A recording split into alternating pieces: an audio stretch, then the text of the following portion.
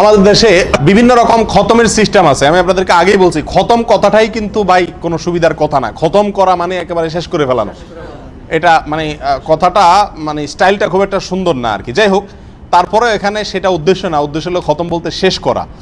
তো বিভিন্ন রকম খতম আছে, খতমে জালালি, খতমে খাজেগান, তারপরে আপনার খতমে দোয়া ইউনুস, খতমে গাউসিয়া, খতমে আপনার আম্বিয়া, খতমে আরো কত কি আছে। যাই হোক, দুরুদে নারিয়ার খতম, এরকম বিভিন্ন খতম আছে ভাই। এই সমস্ত খতমের সাথে কোরআন এবং হাদিসের কোনো রকম সম্পর্ক নাই। কোরআন এবং হাদিসে খতম বলতে কোনো জিনিস নাই। আমরা সুন্নাহ থেকে আজকে বহু দূরে সরে গেছি ভাই। বেদাত আমাদেরকে চতুর্দিক থেকে ঘিরে ফেলছে। আমাদের সমাজে চতুর্দিক থেকে আপনার বেদাত মানে খুঁটি গেড়ে বসে আছে।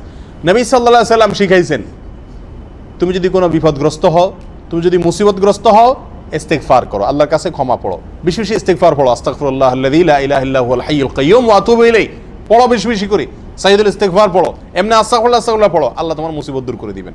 আল্লাহ কোরআনে কারীমে ওয়াদা করতেছেন সূরা দাহরের সূরা নূহের শুরুর দিকে, যে ফাকুল তাস্তাগফিরু রাব্বাকুম ইন্নাহু কানা গাফফারা ইউরসিলুস সামা আলাইকুম মিদরারা ওয়া ইয়ামদুদুকুম বিআমওয়ালিন ওয়া বানিন ওয়া ইয়াজআল লাকুম জান্নাতিন ওয়া ইয়াজআল লাকুম আনহারা।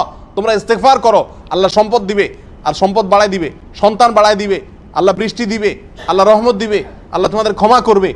কি চাই সব দিবে আল্লাহ, কি করলে? ইস্তেগফার করলে। আমরা করি খতমে খাজেগান। আল্লাহ বলে ইস্তেগফার করো, আমি সব দেবো, আমরা পড়ি খতমে নারিয়া। প্রিয় ভাইরা, এভাবে নবী সাল্লাল্লাহু আলাইহি সাল্লাম অনেকগুলো আমল শিখাইছেন। দুরুদ পড়লে বরকত হয়। আপনি বিপদগ্রস্ত হয়েছেন, সেখান থেকে বাঁচার জন্য আমল আছে।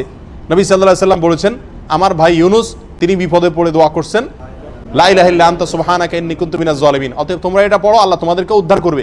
আল্লাহ কোরআনে বলতেছেন, ওয়া কাযালিকা নুনজিল মুমিনিন, যেভাবে আমি এই দোয়ার মাধ্যমে আমার নবী ইউনুসকে রক্ষা করছি, ঈমানদাররা পড়লে তাদেরকে রক্ষা করব, আল্লাহ ওয়াদা করতেছেন। আর আমরা বলি মৌলবী আসো খতম পড়ো।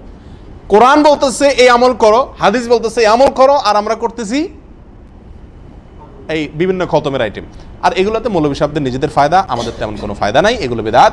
আমাদেরকে সুন্নাহর দিকে অগ্রসর হইতে হবে। আপনার দোয়ার জন্য আপনাকে, আপনার বিপদের জন্য আপনাকে আমল করতে হবে, আল্লাহ ইনশাআল্লাহ উদ্ধার করবেন। কথা বোঝা যাচ্ছে? বিপদে আপনি পড়লেন, মৌলবী ভাড়া করে নিয়ে আসলেন, তারা আপনার কন্ট্রাক্টরে নিয়ে আল্লাহর কাছ থেকে আপনাকে উদ্ধার করাই দিবে, এই ধারণা সঠিক নয়। আল্লাহ আমাদেরকে সঠিকটা বোঝার তৌফিক দান।